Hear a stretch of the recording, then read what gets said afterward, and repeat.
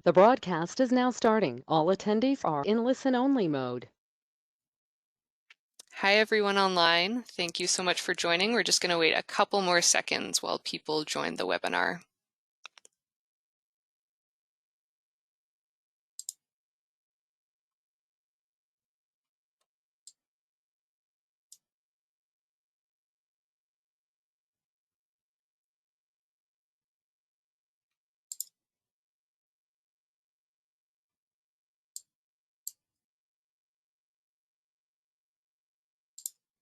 Okay, it's 12:01, so I think we will officially get started. Hi, everyone. On behalf of the Northwest Territories Council on Invasive Species, Pests, and Pathogens, I'd like to thank you all for joining us for our final webinar to celebrate National Invasive Species Action Week. Today we are excited to have two different talks on the theme of invasive-free gardening. Our first talk will be by Anthony Colangelo.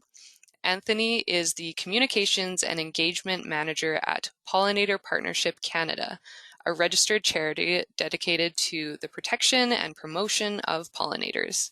He is a biology enthusiast who spends most of his time admiring and taking photos of local birds and bugs. He received his Bachelor of Science degree at Queen's University, majoring in biology, and during his time there researched interesting life history traits and parental care behaviors seen in many bird species. Anthony has worked through multiple field seasons, working with tree swallows, black-capped chickadees, and bees, and loves to be outdoors and to conduct research. Based in Yellowknife, Anthony is excited to be working towards improving pollinator protection and health. And our second speaker today will be Dr. Michael J. McTavish. Dr. Michael McTavish is a Mitacs Elevate postdoctoral research fellow working with the Smith Forest Health Lab at the University of Toronto and Ducks Unlimited Canada. His current research includes biological control of non-native invasive plants, including Phragmites and garlic mustard, and the ecology of non-native earthworms. So his presentation will be second today. With that, I will hand things over to Anthony to get us started on our first talk about pollinators. Awesome. Thanks so much, Joanna. Hi, everyone. Thanks so much for having me here today. I'm really excited to talk to you about gardening for pollinators. So I'd just like to acknowledge the land where I live and work before I begin. The land where I live and work is located on Chief Dragi's territory, traditional territory of the Yellowknives Dene, and homelands of the Indigenous Métis of the North Slave Métis Alliance. So as Joanna mentioned, my name is Anthony Colangelo, and I'm the Communications and Engagement Manager at Pollinator Partnership Canada. And of course, I have to show a picture of me with my dog Zelda, who we just adopted at the SPCA. So just a little information about the organization I work with. Pollinator Partnership Canada is a registered charity, and we are the people who protect pollinators. We do this through collaboration, research, education, habitat creation, and policy. You can check out some of our work and resources on our website at pollinatorpartnership.ca.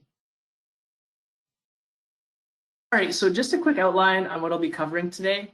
I'll briefly talk about what pollination is and why it's important, who the pollinators are, then I'll get into pollinator-friendly gardening, and then I'll talk briefly about a local project we have going on here in Yellowknife to help our local pollinators. So to begin, what is pollination? Pollination is when the pollen grains from the stamen of one flower get transferred to the stigma of the same or different flower. Now this can be done by the wind, but majority of the flowering plants on Earth require a vessel for pollen transfer, and that's where the pollinators come into play. Pollination is a mechanism in order for a majority of the plants on Earth to reproduce, but is also crucial for our food production and agricultural systems, as seen in this illustration. This poster is called Bounty of Bees, which is fitting for today since it's World Bee Day, and shows the close connection bees have with our food crops. And just to reiterate this point, here's a real-life example of what our grocery stores would look like with bees and pollinators. So you can see we have all of our beautiful and colorful fruits and vegetables. And so this is what our grocery stores would look like without bees and pollinators. So if I walked into the grocery store and I saw this, I'd definitely be very sad. So I'd be missing all of my favorite ingredients. So just to show that again, with bees and pollinators and without. Okay, so now we know that pollinators are important, but who are they? Pollinators are an incredibly diverse group of animals that include bees, butterflies, moths, wasps, bats, flies, and even lizards and lemurs in some cases. But since today is World Bee Day and bees are the best documented pollinators, I want to talk a little bit more about them. So usually the first image that comes to mind when thinking about bees are honeybees. Honeybees are fantastic pollinators and are important to the pollination of many of our food crops. But what a lot of folks might not know is that they are not native to North America, since they were brought over here in the 17th century and are managed by humans. I'd like to put a little bit more emphasis on the 4,000 bee species native to North America. They come in all different shapes, colors, and sizes, with some even being completely green or blue. The bees that are completely green are known as metallic green sweat bees and have recently been named the official bee of Toronto. Also seen here are the carpenter bees, which are the largest bees found in North America, which can be around 2.5 centimeters in size, versus the smallest bees in North America, known as fairy bees, which are only 2 millimeters in size. So you can see here just the size difference. This is the big carpenter bee, and then we got our super tiny little fairy bee. And this is really cool because of the diversity in bees, the larger bees are able to go to larger flowers and collect tons of pollen there, whereas smaller bees can be more specialized and visit flowers that are super tiny. So what's happening with bees and why are their populations declining? Well, this is due to multiple factors that are all occurring together, such as improper pesticide use, parasites and disease, climate change, and one of the largest contributors to their decline is habitat loss. And this is where the native plant portion of the talk ties in. One of the most frequently asked questions we get is, what is the best way to support bees around my property? And the answer is native plants. Native plants are so important because they have co-evolved over time with their pollinators, providing them with nectar and pollen, which they need to survive. Nectar being a carbohydrate and pollen being a protein in a bee's diet. This mutually beneficial relationship provides food for pollinators while helping plants move their pollen in order to reproduce. Native plants also provide nesting sites and shelter, are host plants for beneficial insects, and provide safe areas for pollinators and other wildlife to overwinter. So here's a great illustration showing more of the benefits and ecosystem services of attracting pollinators to your property using native plants. These services include nutrient cycling, biodiversity support, carbon sequestration, erosion control, resources for wildlife, water filtration, and improved soil health. And from a naturalist point of view, it's fun to see all the pollinators, small mammals, and birds that native habitat attracts to your yard. And of course, with gardening, there are lots of options when choosing plants. Locally native species are the best to plant because of their close relationship with pollinators, but many gardens also have non-native ornamental flowers, which are okay too, since they can also provide pollinators with nutritious pollen and nectar. However, some of these ornamental flowers can be bred to not have nectaries and can also be colors that don't naturally occur in nature, therefore lacking the visual cues bees need in order to find them. So if you can't have a complete native garden, we recommend at least having a mix of native and ornamental species. And then at the bottom, we of course have the noxious invasive plants, which are the ones we always want to avoid, since they can outcompete important plant species and take over landscapes. So just to reiterate, native plants are the best because they have relationships with the local wildlife, are adapted to the conditions specific to your area, and are really beautiful, as you can see on this next slide.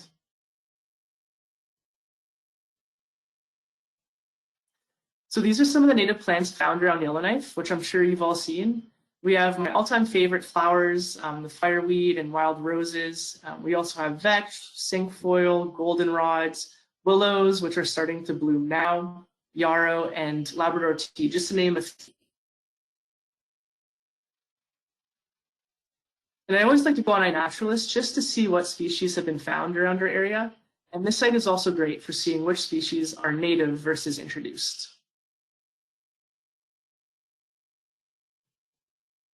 So another one of the benefits of planting native plants is that they can help support our butterfly and moth population. The NWT has approximately 92 species of butterflies, and providing them with host plants allows their caterpillars to have the proper leaves to forage on and the adult butterflies the proper plants to drink nectar at.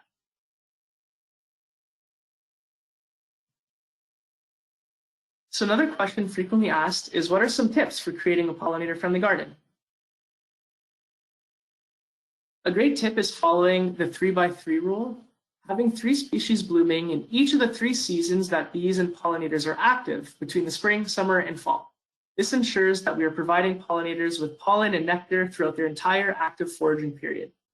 Having flowers with different colors and shapes will also increase the diversity of pollinators visiting your gardens, bringing in different bees and butterflies and even cool flower flies, which are a really important pollinator in the north. So just a quick little identification tutorial here. So in these 2 pictures here, you can see they're very similar. On the right, we have a flower fly, and on the left is our bumblebee. So flower flies actually use this kind of mimic in order to kind of scare away predators to make them think that they're able to sting, which in reality they're not, which is a really cool defense mechanism. And in order to tell the difference between a fly and a bee, pay close attention to the head. Flies have really large eyes that almost kind of like fuse at the top of their head and really short stubby antennae, whereas bees have eyes that are more elongated, located on the side of their head, and really long antennae. Also, flies only have 2 wings, and whereas bees have 4. So just a quick little crash course in identification. But flies are often a really underrepresented pollinator, and they definitely need more credit because they do a lot of important pollination, especially in northern regions. So when choosing your flowers, you almost need to think like a bee, butterfly, or bird, and think about what they like to visit when you are planning your native garden. Pollinators can be somewhat predictable with flowers, with the flowers they visit, in what is known as pollinator syndromes. Now, this isn't 100% accurate. It isn't 100% accurate, but can definitely help increase the diversity of wildlife you see in your garden. For example, the most common pollinators seen in Yellowknife are bees, butterflies, and flower flies. Bees tend to visit flowers that are bright white, yellow, and blue with nectar and sticky pollen that they can collect and bring back to their larvae. Butterflies prefer bright red and purple flowers that are tubular in shape that they can reach with their long tongue or proboscis. And flies, just from their sheer abundance, can be seen visiting all types of flowers in the north, drinking nectar. And it's not all about planting either. Many native bee species actually nest underground by making tunnels in bare soil, such as this mining bee seen on the left, or nest in old logs, such as this leafcutter bee seen on the right. So leaving patches of bare soil and old logs laying around on your property can actually encourage these types of bees to nest. It's also important to note that for these types of bees, there's no need to be scared of stings, since they are mostly solitary and are less likely to sting because they do not have a colony to protect. Another tip is to leave the leaves. This is a phrase that has really gained some popularity in the last little while. By doing less and being a lazy gardener come the fall time, can actually be doing more for pollinators and local wildlife. This is because leaving the leaves instead of raking them provides habitat and nesting sites for so many different animals and insects, including bees. Especially for one of our main pollinators in the north, bumblebees. Bumblebees love to create their nests under leaves in old rodent burrows, compost piles, bunching grasses, and in old cavities in dead wood. By leaving the leaves in old logs, you can easily help the 22 known species of bumblebee found in the NWT by providing them with a safe place to nest on your property. So this covers my pollinator-friendly gardening section in my talk and is a good segue into some conservation work that Pollinator Partnership Canada will be doing this summer in order to learn more about our native plants and pollinators. I'm excited to say that we have recently received a Habitat Stewardship Program grant and are currently preparing to train youth and community members on how to identify local bees and plants, as well as how to survey bumblebees around Yellowknife to better understand the flowers these important pollinators need to survive.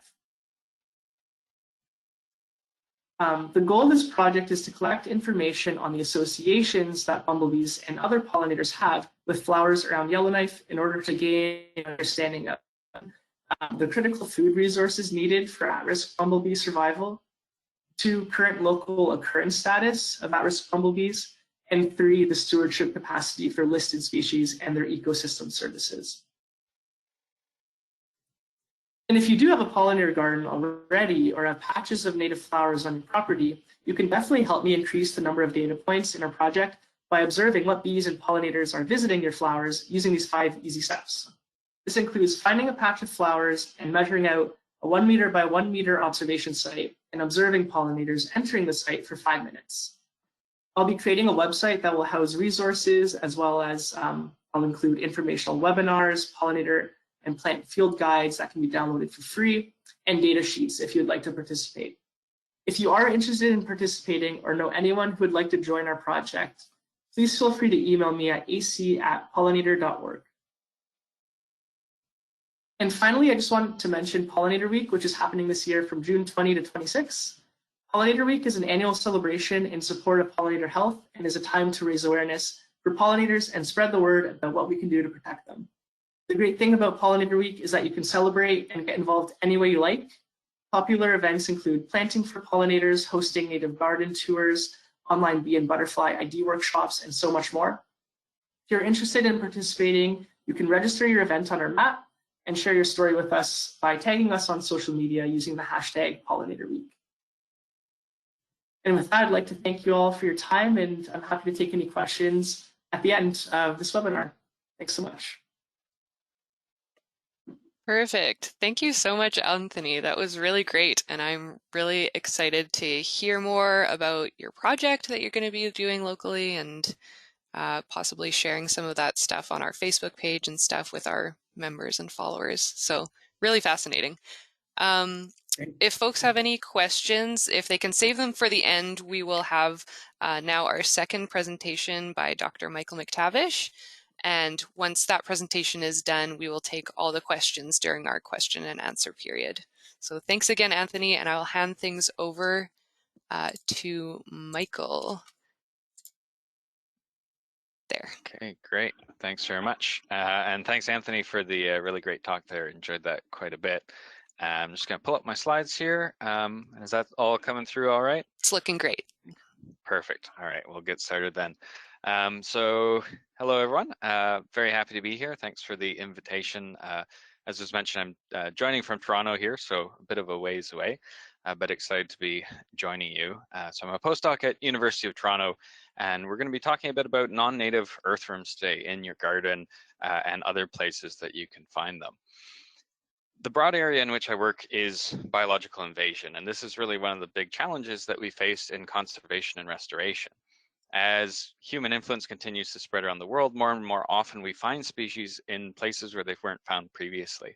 And this creates this ecological novelty. So you have new species, but you also have new species that interact with other species. So you get these novel interactions, and these can pose some really challenging questions for what do we do in conservation and what do you do in your own garden at home.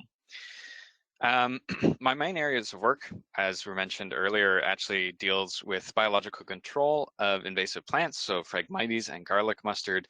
We use natural enemies of these species to try and keep their populations in check. But today I'm going to be talking about an area of work that I still try and stay involved in. This is something that I did for my graduate work for many years, and it's something that can be found in your gardens at home, which is why we're talking about today, and that is, of course, earthworms. Most of the earthworms that we have in Canada are actually non-native species, primarily from Europe. And it's not just happening in Canada. This is part of a global invasion process where we have non-native earthworms on every other continent of the world, kind of mixing and matching, found everywhere except for Antarctica.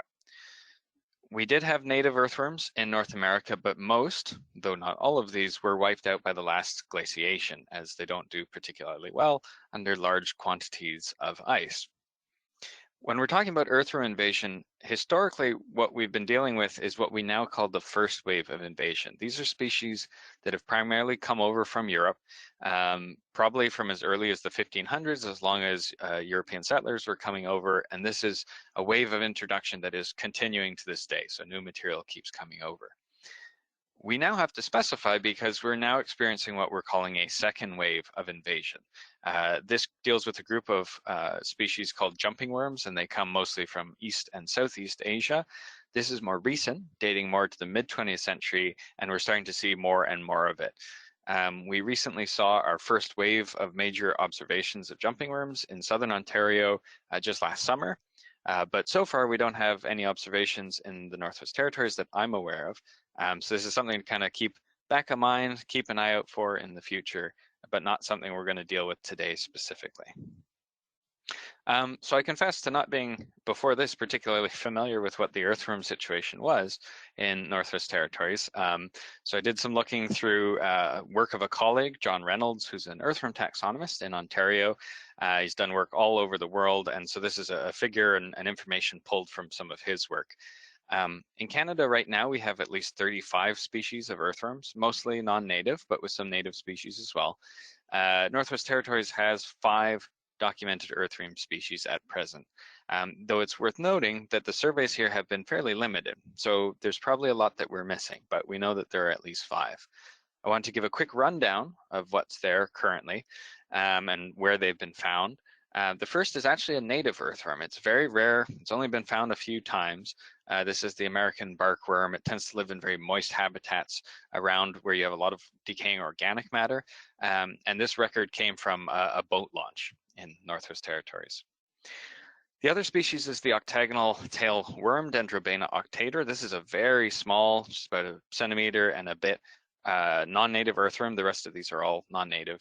They live up in the leaf litter layer, so not all worms actually live in the soil. They're kind of on the top there. And this was recorded from a woodlot. This is a very common species that we find at higher latitudes in particular. There's also been records of the red wiggler, Eisenia fetida. This is a common non-native earthworm that you found all over the world because it's used for vermicomposting to break down organic matter. Typically this happens indoors and at elevated temperatures, so you don't usually find it outside too often. But if you have a nice warm spot, they can live there for at least some time. So these were recovered from gardens and compost piles in the area. There's also the square-tailed worm, Eisenia tetrahedra. This is actually an aquatic or mud-dwelling earthworm, so it lives in sort of pools of water or really soaked kind of mud. Could plausibly occur in a very damp garden as well. And finally, the leafworm, Lumbricus rubellus, which is a common non-native earthworm. We have a lot of these here in southern Ontario ourselves. Also lives closer to the surface of the soil, but will also dip down into the soil itself. And this was recovered from a roadside ditch. So a really fair question for non-native earthworms is, if they're not from here, how did they get here in the first place? And as with so many invasions, this is very much a human-assisted process. One of the important things to remember here is that we're not just talking about moving earthworms, we're talking about moving earthworm cocoons. And you can see a couple of these pictured here. These are pretty small, and they get smaller than this. They just look like kind of nondescript soil particles, 2 millimeters or smaller in diameter. So these can be really easy to miss if they get into materials. So earthworms or their cocoons have historically and continue to be moved around through a number of different pathways in the ballast of ship that then gets dropped off on a new continent. Horticultural material like potted plants, mulch, soil. Bait is a big, bait disposal is a major pathway, especially in more northern environments. So you have extra bait that gets dumped off into the woods, and that can become a new population. Anything that moves material like roadwork, or even there's potential for vehicles or shoes to pick up cocoons in their treads and move them from one place to another as you go for a walk. The movement of earthworms is very much, as we said, human assisted. On their own, they don't move particularly quickly. So you get this kind of jump dispersal model where you'll have a population in a given place.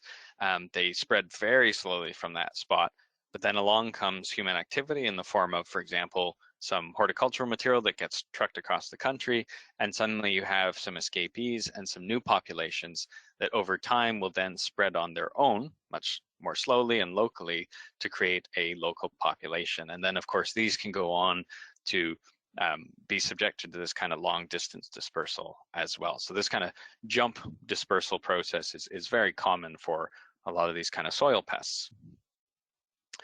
A reasonable question at this point would be, well, what do non-native earthworms actually do? We care about earthworms because they are what we call ecosystem engineers. So they have a disproportionate effect on the habitats that they live in, and they physically alter them in many different ways. If we're looking at plants specifically, earthworms can have indirect effects on plants, mostly by changing the soil, or they can have direct effects where they interact with the plants themselves. And how the plants respond is a bit of a mixed bag. So some species will do quite well in earthworm conditions and some will respond negatively. Plants, of course, depend on the soil environment for many different things like structural support, temperature, nutrients, and water, and earthworms change these as a result. Some of the most obvious of these impacts are the changes that they bring about to the soil structure itself. So earthworms will introduce different structural changes, such as burrows that run through the soil and act as conduits for water, middens in the middle, which is sort of this little aggregation of organic material that sits on top of an earthworm burrow, or casts, or vermicast, which is the worm poop, which can accumulate at the soil surface or below ground. Earthworms bury and help break down organic matter. So the organic matter from dead and dying vegetation that falls on top of the surface, they will mix that into the soil, accelerate how it breaks down. This decreases that organic layer and increases the homogeneity of the soil. They sort of mix it all together so it looks kind of similar overall. And this spills over into various effects on how water moves through, air density, and so on, many of which affect plant growth. Some of the less obvious but really important impacts relate to soil microbes. Earthworm guts, their casts, their burrows, those middens that we saw are hotspots of microbial life because you have this concentration of organic material that's breaking down. So the earthworms themselves, paired with these hotspots, accelerate the rate at which organic matter breaks down.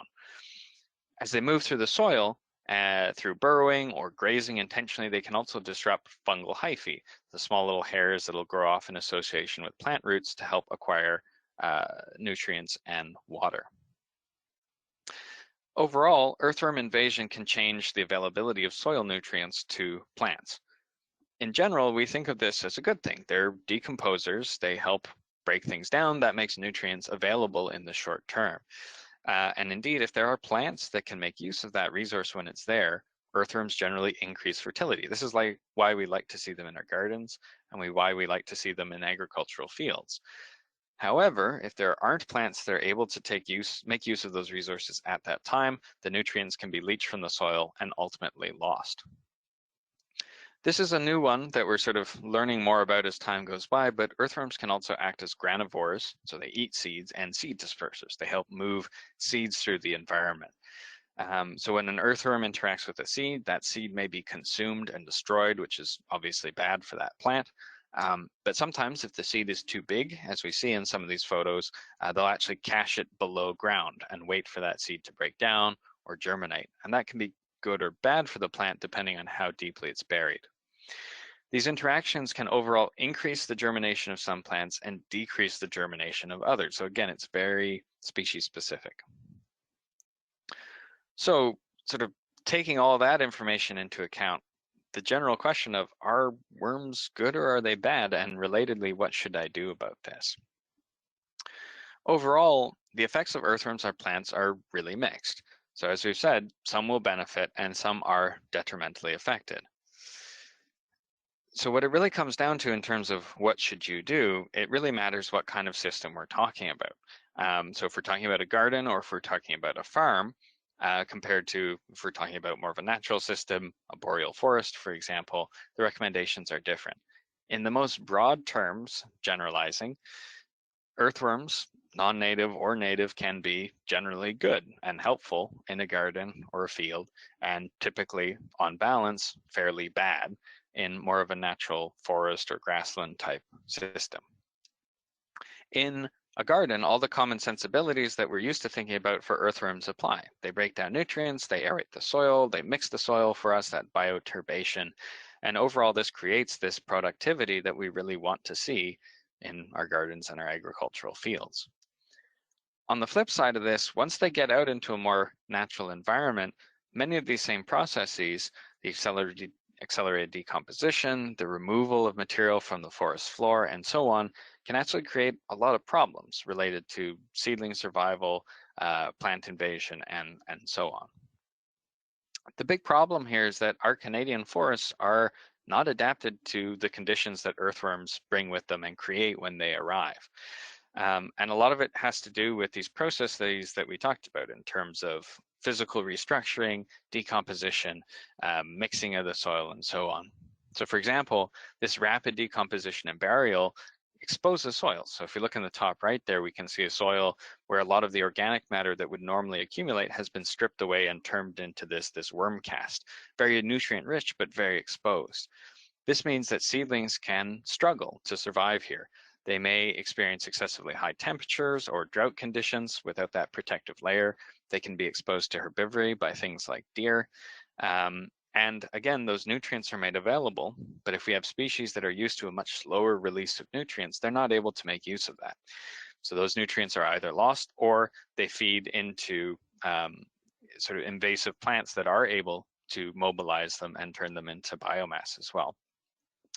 Of particular concern when we're talking about more northern environments like Northwest Territories is this decomposition can also free up carbon. The boreal forests, because of soil acidity, cooler temperatures, are very important carbon sinks. Earthworms arriving, accelerating the decomposition process, can free up a great deal of that carbon that would normally sit there for a much longer period of time. And so this can be a major concern as well, and something that we're very likely, unfortunately, to see more of in the future, right alongside and tying into climate change more broadly. And so, you know, non-native and native earthworms, good in your garden, bad outside. This kind of seems nice and clear cut and would dictate two different pathways of activity. But the problem is that one can feed into the other. So very often earthworms that are arriving in more of a natural forest type environment, for example, are coming from that garden where they are actually quite helpful. So this can be through processes such as we discussed, cocoons hitchhiking a ride on treads, or potted material or soil being disposed of in a natural environment nearby, or even just the worms themselves getting up and crawling over, which is slow, but will take place over time as well. So with that in mind, I have a couple of tips for broadly what to do about earthworms, sort of from a gardening perspective. And the first is to really be aware of whether earthworms are already present in the first place. We talked about cocoons as an important mode in which they travel around to new areas, and cocoons are really difficult to detect. But fortunately, earthworms and their casts, that worm poop that can be at the soil surface, can be pretty diagnostic. So keeping an eye open for these signs and symptoms. Much like we heard from Anthony with the bee situation, is that community science, observations from the community, can be really useful in expanding our geographic reach and understanding the patterns and processes that happen here. So if you make an observation, there are several platforms such as iNaturalist, which we've heard about, and EdMaps as well, which is the early detection distribution mapping system, are great places to go log in and ideally with a picture or a video of what you're looking at to log this information. That's then publicly available for other people to look at and for researchers to make use of that data and understand these distributions at a larger scale than we'd be able to access on our own. The second recommendation is then to be careful to not introduce earthworms into new habitats. So if you're bringing in new material, whether that's plants, soil, or mulch, keeping an eye on whether that material is infested.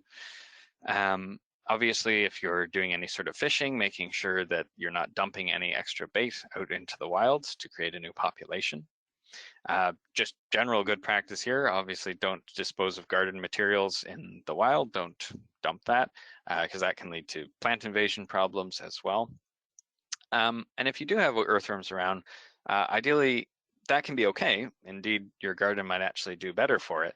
But what we don't want to do is share that garden material around from an infested area to other locations that are currently clean. And the third tip, and sort of a broad one that I try and engage with this topic, I'm going to borrow from Douglas Adams for a moment and recommend don't panic. But I'm also going to throw an asterisk on that and say, but be careful where possible. And I think this can be a tricky balance to strike in general with non-native species, but an important balance nonetheless. Non-native earthworms are, from my personal and professional opinion, very much an inevitable and growing part of the Canadian soil community. And there are many reasons for this. Once they're in an area, we don't have a practical control option that works at a large scale to get rid of them, so they're kind of here to stay. They're below ground, so they're hard to see. Cocoons especially are very difficult to detect. And there's so many different pathways by which they can enter an area. So we can't get rid of them once we get there, and we can't prevent more from coming in. Pragmatically, there's also insufficient immediate economic incentive to do anything about this from a policy standpoint. So earthworms absolutely have economic impacts. When we talk about loss of biodiversity, loss of productivity, carbon release, and so on, there are economics to this, but these are effects that come several years down the line. So it's difficult to make an immediate, urgent sort of case for why these industries, for example, need to be better regulated. And so that's probably not going to happen. However, it is still very important, arguably, to limit and slow the spread where possible.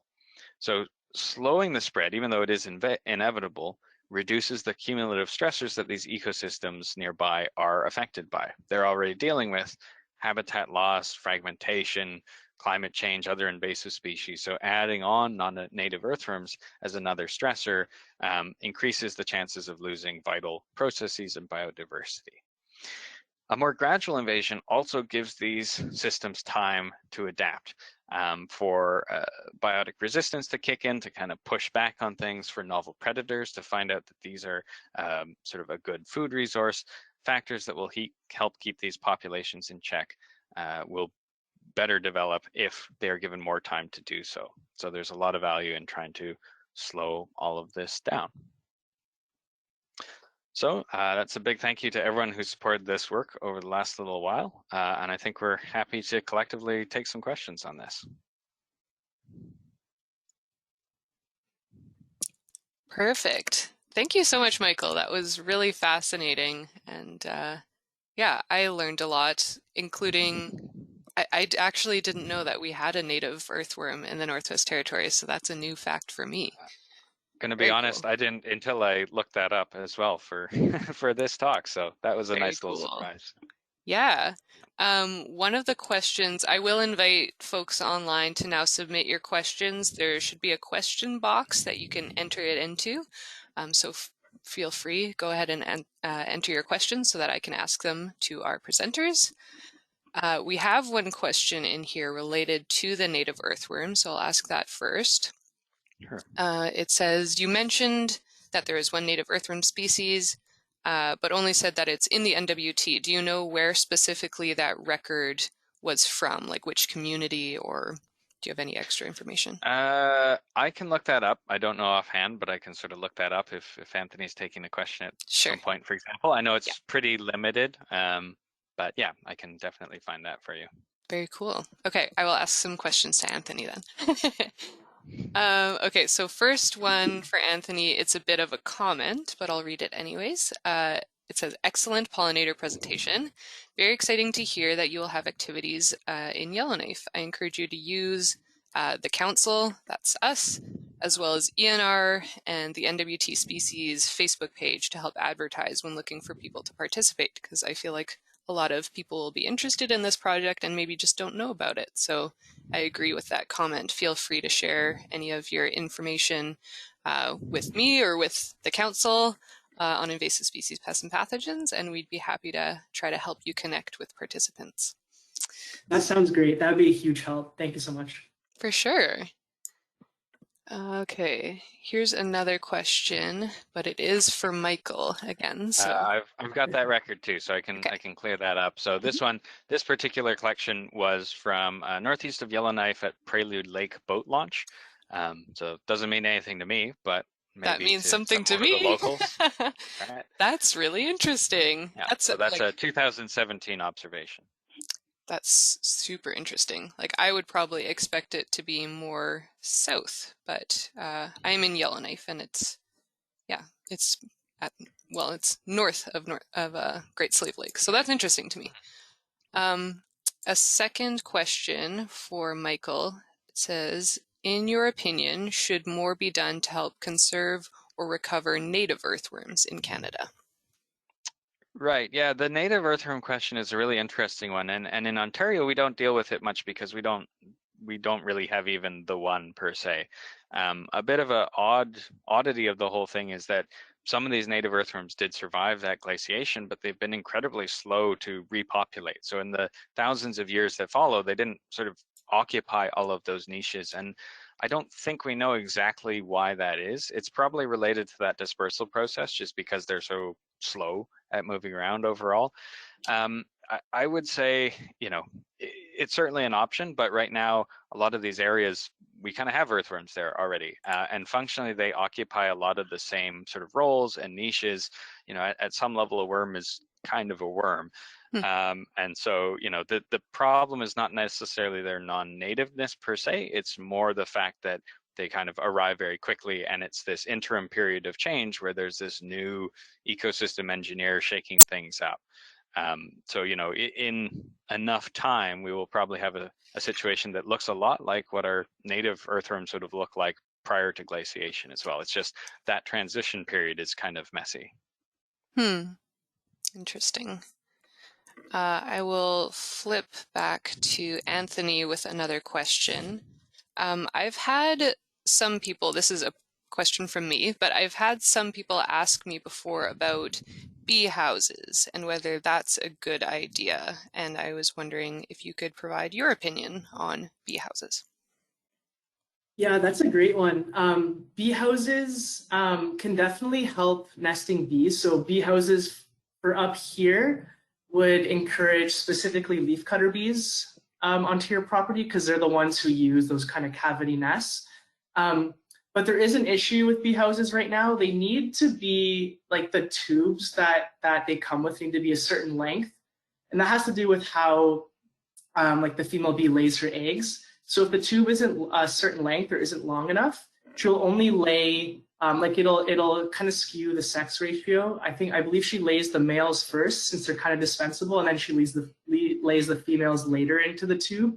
Since males are just used for reproduction, whereas the females will be like future queens to start other colonies.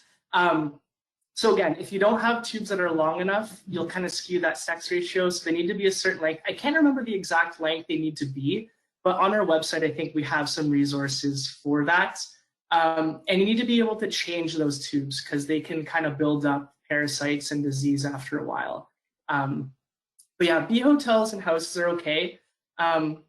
But I think the best thing to do, again, is just to plant native habitat because with native plants, the bees will kind of use those to nest. Like they know what to do once they see the right plants. So there's naturally like different flower species that are like pithy that they can kind of dig into and nest inside. And again, like if you leave kind of like logs or like wood around, naturally they'll kind of like use the cavities in there. And that's probably a better option than like a human-made bee house. But yeah, the bee houses they're pretty cute, especially when they're done right. They can be beneficial. Another thing to watch out for bee houses, which is, it's a good thing, but maybe not for someone who's intending it to bring in bees, but they actually collect like spiders and wasps, which is good because spiders are great and wasps have gotten a bad name for themselves, but they're actually really important insects. And so they will house wasps and spiders, and that might not be what people want, but it's still important. Yeah. Cool. Well, thank you for that. And yeah, if there's more information on your website, maybe I will point people in that direction or connect them with you if they have more questions. Sounds good. Cool. I actually have a quick question, if that's okay, for Anthony there, off the sort of bee house question. So if you have any of these that are being made sort of poorly, you talked about the bias that can happen in the sex ratio. If they're constructed in such a way that they're very susceptible to sort of adverse temperatures or flooding or something like that, is there a concern that this could actually be sort of a population sort of reproductive sink almost, sort of a problem if they're kind of done poorly at large scale? Yeah, I can definitely see it reaching that point. I don't think it's at that point right now. I think any kind of awareness for bees is, I think, overall benefiting them, and I don't think there's enough houses out there that'll actually bring the population down. But yeah, I think that is something to watch out for, because you could possibly be hurting that specific bee population if you're not doing it correctly, or if you're not, they need to be facing a certain way, and if you, again, like with flooding too. So yeah, it's kind of like a very nuanced situation. Sure. Cool. Thanks. Interesting. Okay, I'll go back to Michael with another question. I know that people in Yellowknife and in the NWT do sometimes do vermicomposting. For example, one of our NGOs, Ecology North, you can get worms from them if you want to do vermicomposting.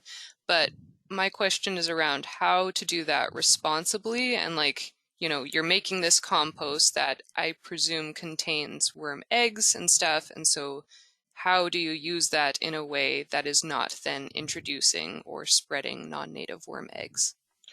Right. Yeah, that's a very good point. And first I'll say, I mean, vermicomposting is great. I had an old apartment where they didn't do green bin programs, and it's a really good option sort of if you don't have access to that. But yeah, it's really great to be thoughtful about, not sort of favoring the spread of non-native organisms at the same time. I'll say, fortunately, in more of a northern environment, there is even less risk of this. So the red wigglers, the species that are used for this, rarely establish populations outside of sort of the cultured environment of sort of the worm bin where you're growing this, because they're very temperature dependent. They're a species that is used to much warmer conditions. So even further south, they'll have problems overwintering. So they may be there for a few months outside, but then they usually don't create an established population. That being said, some of the places we can find them would be a really warm microsite, so like a compost pile or mulch pile or something like that. Again, they probably won't spread from that, so the risk is fairly low. But as things warm up in general over the years to come, the risk of that becomes sort of even greater. So, if the verma wash and vermicast that you get from that can be used primarily for indoor sort of plants that you're using, that would kind of be one way to just sort of keep it all indoors. If outdoors, just kind of being careful if it's in a raised bed, something a little bit more contained, the risk is pretty low, but that would be the sort of best practice there. Cool.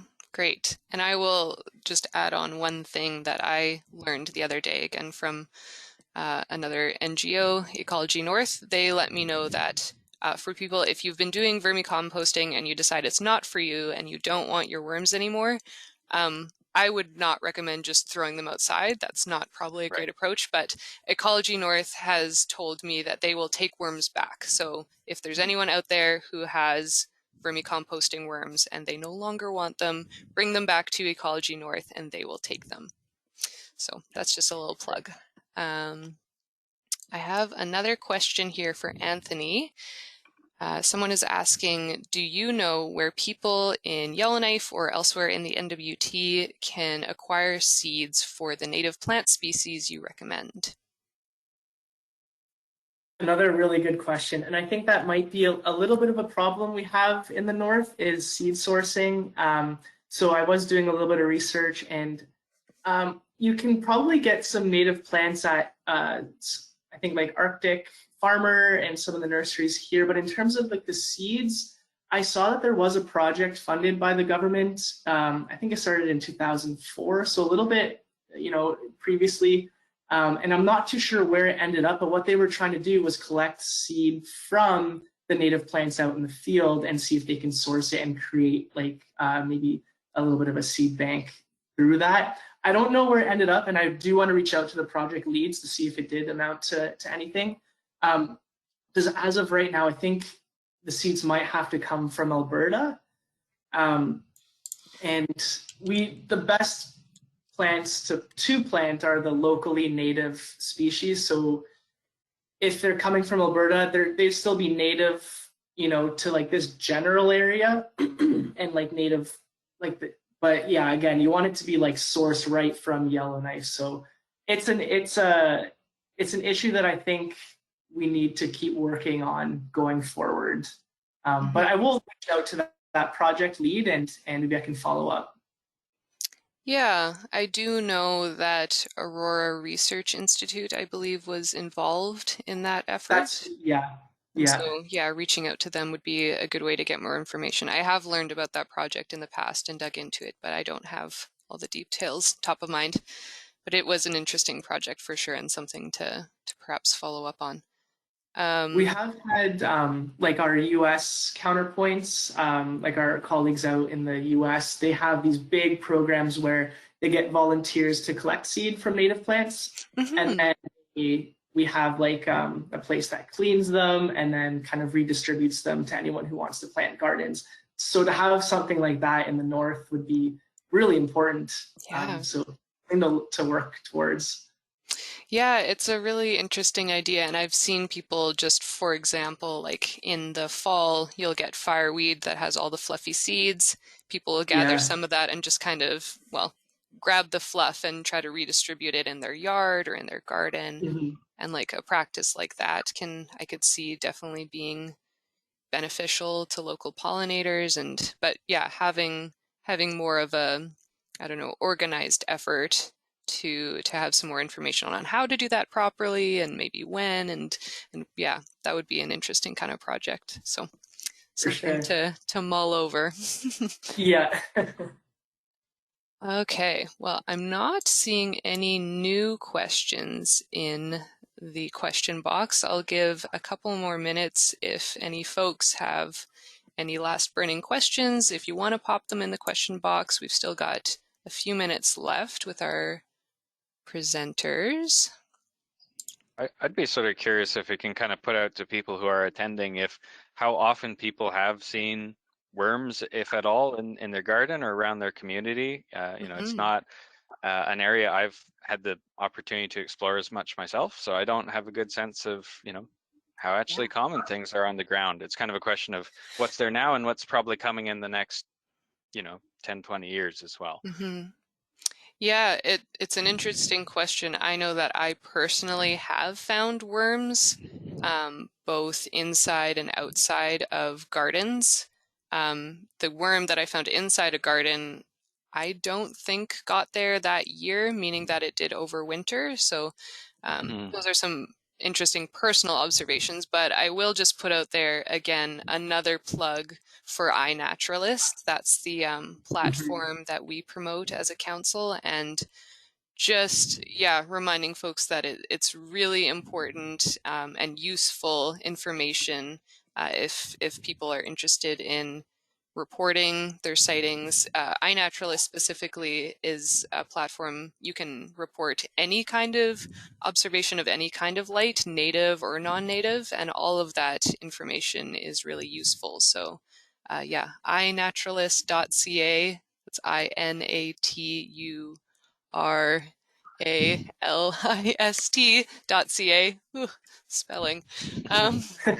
But if folks want to check that out, I really enjoy using it too. I find it really fun. So it's a great website and a great resource, both for the scientific and just citizen scientist community. Okay.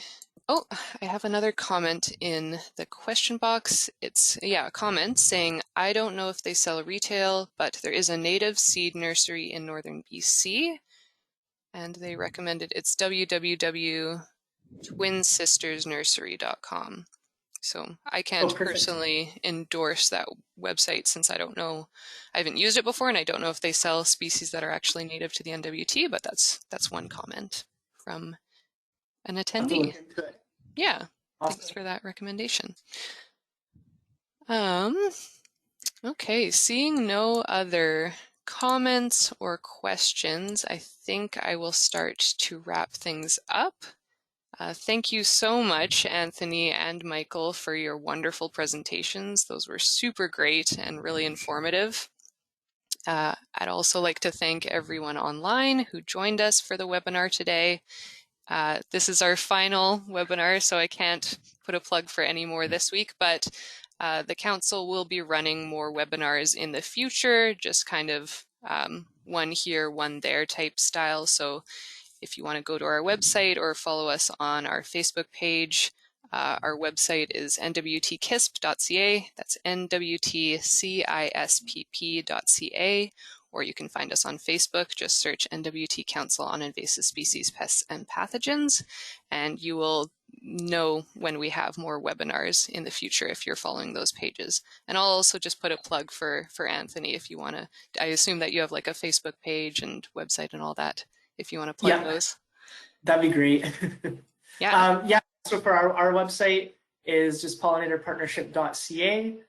And I guess if anyone wants to reach out about our local projects, my email is ac@pollinator.org. Perfect. So yeah, definitely follow along with Pollinator Partnership Canada to see when they're doing more events and things in the north. Since it is Invasive Species Action Week, I will also just remind folks about some things that they can do to help prevent introduction and spread of invasive species, pests, and pathogens. For example, our Be Plant-Wise program highlights the importance of making sure you don't accidentally introduce or spread invasive species through your gardening activities. So, for example, by selecting non-invasive plants for your gardening and always disposing of your garden material properly, you can prevent introductions and spread of both invasive plants as well as other non-native species such as earthworms, for example. You can find more information about all of this on our website or our Facebook page, as I said. But yeah, to wrap up, just thank you again so much to both of our presenters, Anthony and Michael. Really great to have you. Thanks so much. And also thanks to everyone for joining us for our webinars this week. It's been really excellent. I've learned a lot. Thanks so much for having us. This is so much fun. Thank you. This is a lot of fun. Thank you. Awesome. Thank you so much. Yeah, with that, I will close things up and end the webinar, but hope everyone has a great weekend and take care. Thanks, everyone. Bye.